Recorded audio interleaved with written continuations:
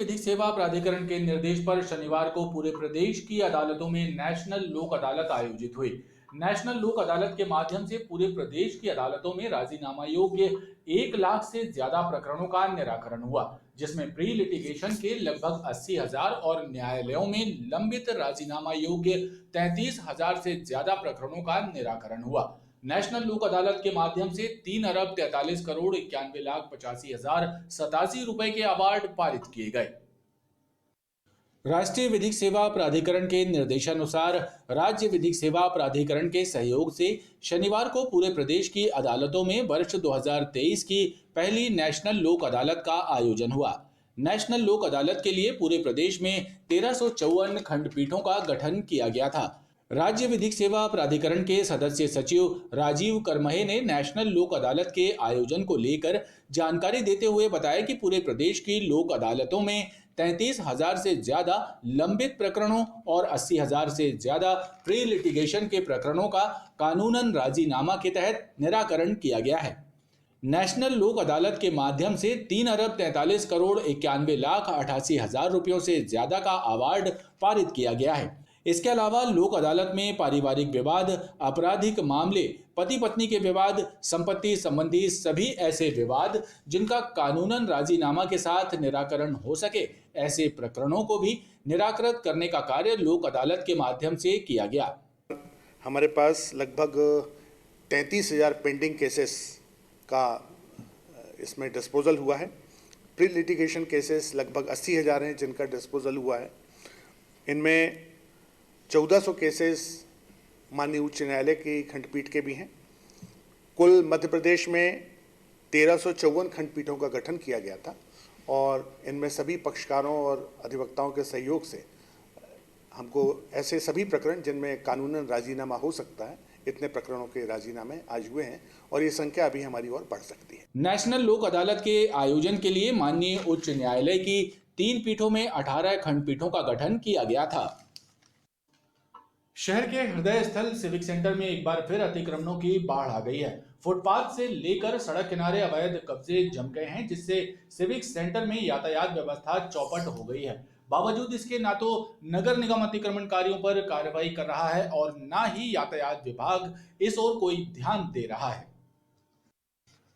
शहर के हृदय स्थल सिविक सेंटर में फिर अतिक्रमणकारियों का जाल फैल गया है। हालात ये है कि सड़कों के किनारे और फुटपाथों पर अतिक्रमणकारियों का पुनः कब्जा हो गया है। ऐसे में सिविक सेंटर का स्वरूप अराजक होता जा रहा है। अतिक्रमणकारियों और सड़कों तक होने वाली अवैध वाहन पार्किंग के कारण व्यावसायिक स्थल सिविक सेंटर में लगातार यातायात प्रभावित होता है, जिससे आम नागरिकों को परेशानी उठानी पड़ती है। सिविक सेंटर के चारों तरफ ये बेल्ट वाले, जूते वाले अतिक्रमण फैलाए हुए हैं। नगर निगम से अनुरोध है कि इनको हटाने का कष्ट करें।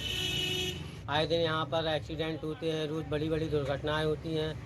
इसके लिए नगर निगम से अनुरोध है कि सख्त से सख्त कार्रवाई की जाए और नगर निगम वाले करते भी हैं काम, तो फिर उसके बाद फिर वापस जम जाती है उनकी दुकान। इसलिए कोई ना कोई दल जरूर होना चाहिए कि जो तगड़ी कार्रवाई कर सके उनके खिलाफ। तत्कालीन कलेक्टर इलैयाराजा टी ने पूर्व में सिविक सेंटर को अतिक्रमण मुक्त कराने कदम उठाए थे। उस वक्त ट्रैफिक और पार्किंग को लेकर भी स्थान चिन्हित किए गए थे, लेकिन अब पुनः अतिक्रमणकारियों ने सिविक सेंटर में अतिक्रमण कर लिया है, जिससे सिविक सेंटर का स्वरूप अराजक हो गया है। रांची बड़ा पत्थर में आयोजित श्रीमद् शिव महापुराण कथा श्री शिव पंचकुंडीय महायज्ञ के उपलक्ष्य में कार्यक्रम स्थल से भव्य शोभा यात्रा निकाली गई। बैंड बाजों के साथ निकाली गई भव्य कलश शोभा यात्रा में कलशधारी माता बहनों के साथ ही बड़ी संख्या में श्रद्धालु और जनप्रतिनिधि शामिल हुए। रांची बड़ा पत्थर सरस्वती शिशु मंदिर मैदान में आयोजित श्रीमद् शिव महापुराण श्री शिव पंचकुंडीय महायज्ञ और रुद्री शिवलिंग निर्माण के उपलक्ष्य में भव्य कलश शोभा यात्रा निकाली गई। कथा स्थल से शोभा यात्रा का शुभारंभ हुआ। शोभा यात्रा में बड़ी संख्या में कलशधारी माता बहनें और श्रद्धालु शामिल हुए। श्रीमद् शिव महापुराण कथा का आयोजन आचार्य स्वामी अशोकानंद महाराज के सानिध्य में हो रहा है। कथा स्थल पर प्रतिदिन शिव महापुराण कथा, रुद्री शिवलिंग निर्माण और शिव महापुराण कथा का आयोजन होगा।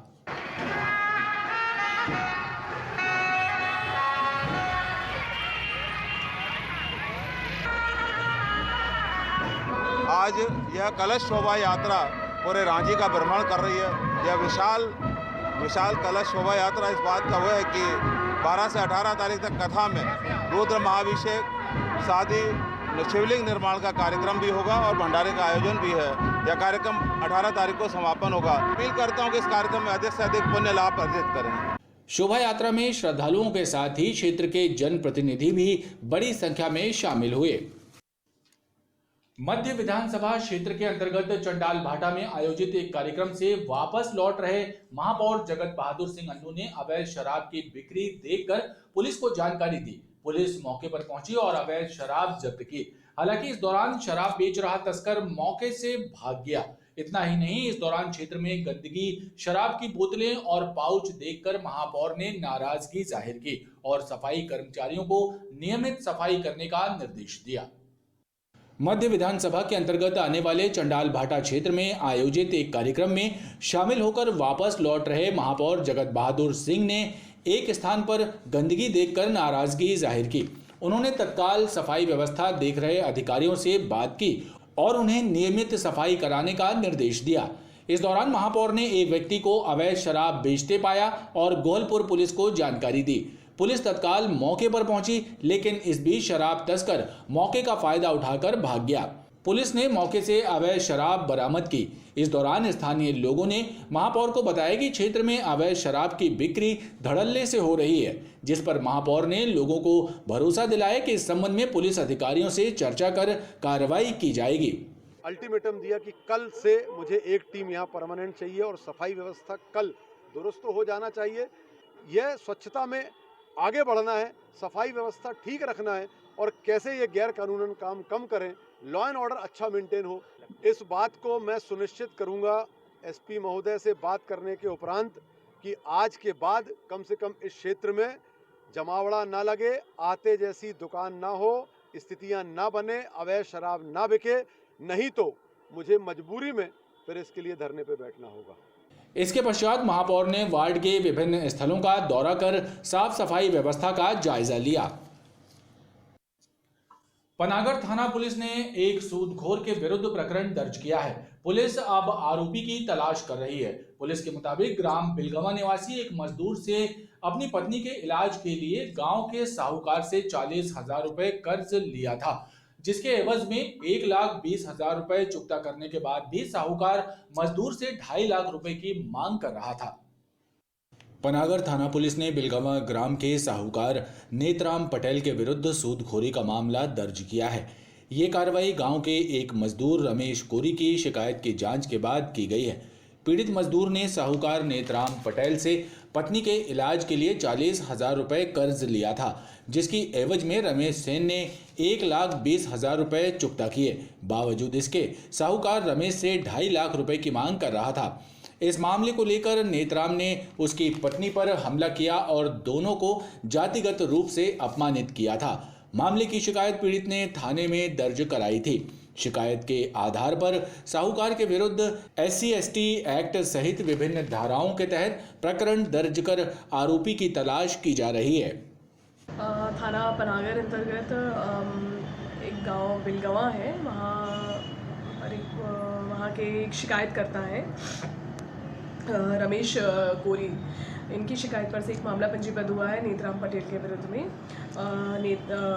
ये जो कोरी हैं, रमेश कोरी, इन्होंने कुछ पैसे उधार लिए हुए थे नेतराम पटेल जी से और इसके बदले में फिर लगातार उनके ऊपर फिर उन्होंने दबाव बनाया कि पैसे जो हैं वो वापस करें और कुछ पैसों के बदले में लगातार वो कुछ वापस पैसे मांग रहे थे अपने कि भाई 10,000 रुपये कुछ लिए हुए थे, उसके बदले में फिर आगे कुछ अंगूठी मांगा, फिर इसके बाद फिर उन्होंने अंगूठी, फिर इसके बाद ज़मीन, इस प्रकार से लगातार उनको करके उन पर एक तरीके से कर्ज चढ़ा कर उन पर और लगातार उनसे पैसे मांग रहे थे। इस प्रकार का प्रकरण है, तो इस शिकायत का संज्ञान लेते हुए अपराध पंजीबद्ध किया गया है।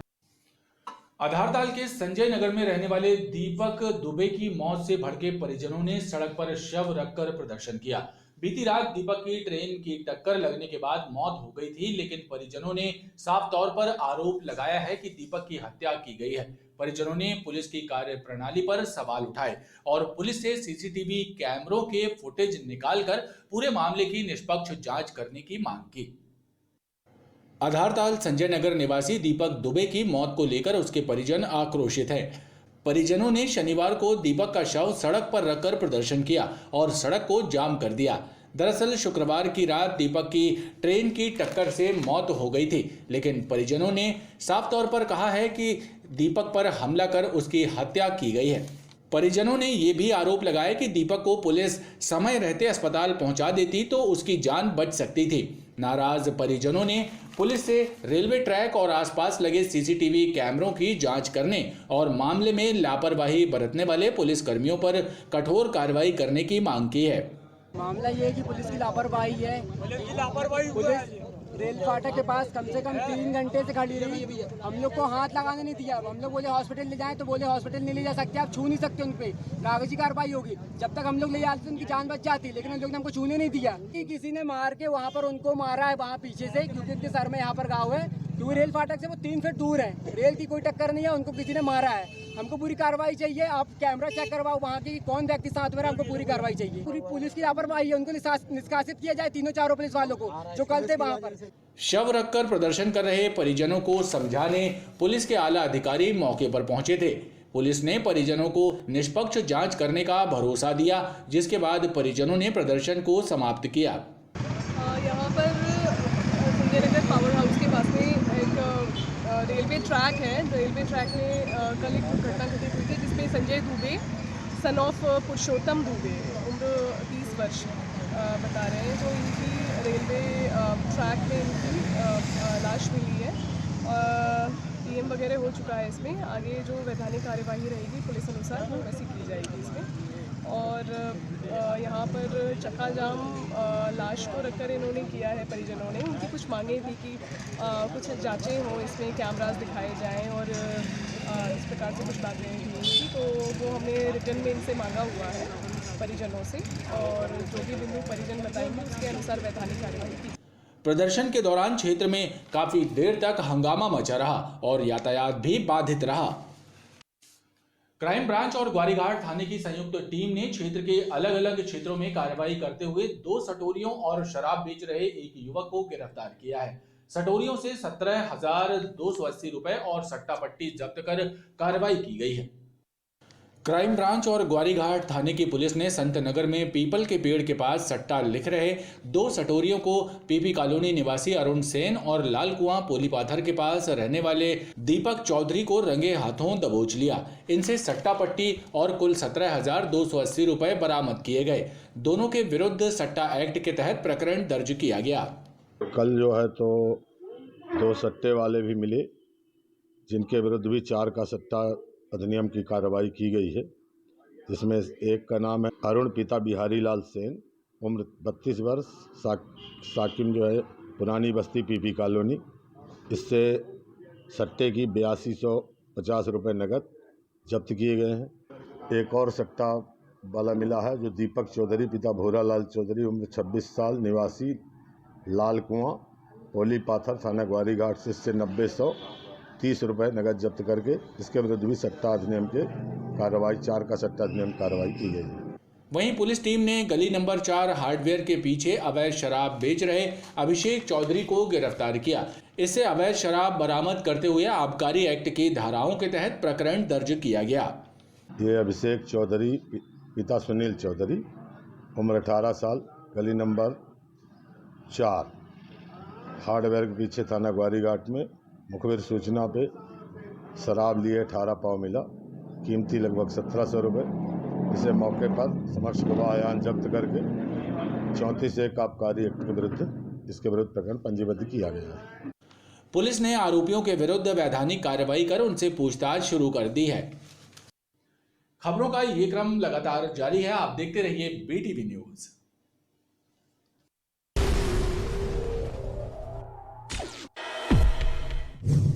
वर्ष 2023 की पहली नेशनल लोक अदालत आयोजित हुई, जिसमें मोटर दावा, दुर्घटना, वैवाहिक मामले, बैंक रिकवरी, विद्युत अधिनियम समेत प्रकरणों का निराकरण आपसी सहमति के आधार पर किया गया। हाईकोर्ट, जिला एवं तहसील अदालतों में आयोजित नेशनल लोक अदालत में सहज न्याय पाकर पक्षकारों के चेहरे भी खिले हुए नजर आए।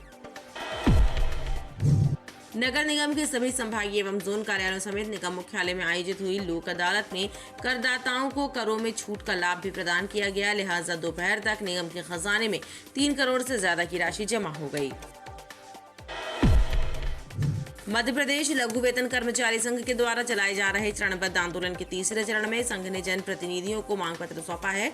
नियमितीकरण समेत कुल 22 सूत्रीय मांगों को लेकर संगठन द्वारा आंदोलन किया जा रहा है। पदोन्नति और ओल्ड पेंशन स्कीम लागू करने की मांग को लेकर आयुक्त निर्माणी खमरिया के कर्मचारी यूनियन के सदस्यों ने धरना देकर विरोध प्रदर्शन किया और आगामी दिनों में राष्ट्रव्यापी आंदोलन करने की चेतावनी दी। कृषि उपज मंडी की चौपट सफाई व्यवस्था से ग्राहकों एवं व्यापारियों में रोष व्याप्त है। उनका आरोप है कि शिकायत करने के बाद भी मंडी में साफ सफाई नहीं होती है। उसके अलावा मंडी प्रबंधन द्वारा इस ओर कोई ध्यान नहीं दिया जाता है। भारतीय जनता पार्टी के पितृपुरुष पंडित दीनदयाल उपाध्याय जी की पुण्यतिथि समर्पण दिवस के रूप में मनाई गई। इस मौके पर भाजपा कार्यकर्ताओं ने दीनदयाल उपाध्याय चौक पर स्थित उनकी प्रतिमा पर माल्यार्पण किया और उनके बताए मार्ग पर चलने का संकल्प लिया। तिलहरी की विस्थापित कॉलोनी में बने एक भवन में संचालित हो रहे शासकीय स्कूल की दुर्दशा से विद्यार्थियों एवं उनके परिजन व्यथित हैं। आलम यह है कि पिछले कुछ दिनों से स्कूल में लाइट नहीं है, जिसके कारण छात्र अंधेरे में अध्यापन करने के लिए मजबूर हैं। रांची थाना अंतर्गत शोभापुर रेलवे ट्रैक पर बीती रात एक युवक की ट्रेन से टकराकर मौत हो गई। युवक संजय नगर का रहने वाला था।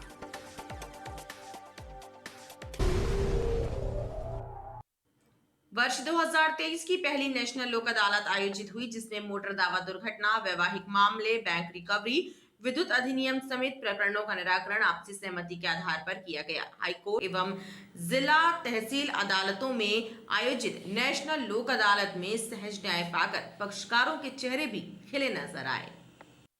इस साल की पहली नेशनल लोक अदालत का आयोजन हाईकोर्ट, जिला एवं तहसील न्यायालयों में किया गया। पूरे प्रदेश में लगभग 1 लाख से ज्यादा मामले निराकरण के लिए रखे गए, जिनमें वैवाहिक, शमनी आपराधिक, मोटर दुर्घटना दावा, विद्युत अधिनियम समेत अन्य मामले शामिल रहे और इन प्रकरणों का निराकरण आपसी समझौते के आधार पर किया गया।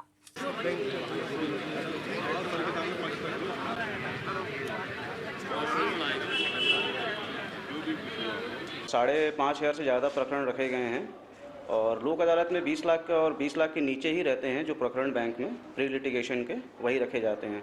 तो जो भी लोन के केस हैं जिसमें लोग कॉम्प्रोमाइज़ करना चाहते हैं अलग अलग बैंक में जो रिकवरी पॉलिसी है उसके तहत, तो लोग यहाँ आके समझौता कर सकते हैं और यहाँ जो समझौता होता है वो फाइनल होता है। सर, इसमें कितनी रिकवरी वाले मामले हैं? नहीं, बैंक के तो सारे मामले रिकवरी वाले ही रहते हैं। जो खाते NPA हो गए हैं वो यहाँ आते हैं लोग और वो यहाँ आके सेटल कर सकते हैं। आज लोक अदालत में हमारे पक्षकार कम से कम 2018 से परेशान थे। आज उनका निर्णय हुआ है और उन्हें बहुत राहत मिली है। 20% की छूट दी गई है जो उनका जमा करा दिया गया और समझौता करा दिया गया। किस चीज़ का निर्णय हुआ? जो MPV में बिजली चोरी का मामला रहा उसका निर्णय हुआ है। लगभग कितने का बना दिया गया? इसमें रहा 13,417 का था, जिसमें कि 5,000 रुपये जो जमा करवाए हैं और राजीनामा करा दिए। ये बहुत अच्छी पहल है। बहुत अच्छी पहल है लोक अदालत की और इससे सभी जनता को लाभ हो रहा है। इस बार की लोक अदालत में 2 प्रकृति के मामले हैं, एक प्री लिटिगेशन मामले और दूसरे न्यायालय में लंबित मामले। प्री लिटिगेशन के 50,113 मामले रखे गए हैं और जो न्यायालय में लंबित हैं वो 7,187 प्रकरण रखे गए हैं। प्री लिटिगेशन में जहां बैंक रिकवरी, विद्युत बिल के बकाया, ट्रैफिक चालान, BSNL इत्यादि के मामले हैं और जो न्यायालय में लंबित मामले हैं उनमें 138 चेक बाउंस के मामले, कंपाउंडेबल क्रिमिनल केसेस, MST के मामले और सिविल मामले इत्यादि रखे गए हैं। लगभग कितने मामले निपटने की संभावना? पिछली बार लगभग 5,000 मामले निपटे थे। इस बार भी उम्मीद है कि लगभग ये आंकड़ा जो है इससे थोड़ा से मामला 10-15% अधिक मामले निपटाने की एक संभावना है। लोक अदालत पक्षकारों को त्वरित एवं सरल न्याय प्रदान करने के लिए बेहतर माध्यम साबित हो रहा है। इसमें न केवल सुलभ न्याय मिल रहा है बल्कि पीड़ित पक्षकारों को शुल्क भी नहीं लगता है, जिसके कारण सहज न्याय पाकर पक्षकार भी खुश नजर आ रही हैं। नगर निगम के सभी संभागीय एवं जोन कार्यालयों समेत निगम मुख्यालय में आयोजित हुई लोक अदालत में करदाताओं को करों में छूट का लाभ भी प्रदान किया गया। लिहाजा दोपहर तक निगम के खजाने में 3 करोड़ से ज्यादा की राशि जमा हो गई। नगर निगम मुख्यालय समेत संभागीय एवं जोन कार्यालयों में भी लोक अदालत आयोजित हुई, जिसमें करदाताओं को जल कर, संपत्ति कर और प्री लिटिगेशन प्रकरणों में नियमानुसार छूट का लाभ दिया गया। लिहाजा बड़ी संख्या में करदाताओं ने इसका लाभ उठाया।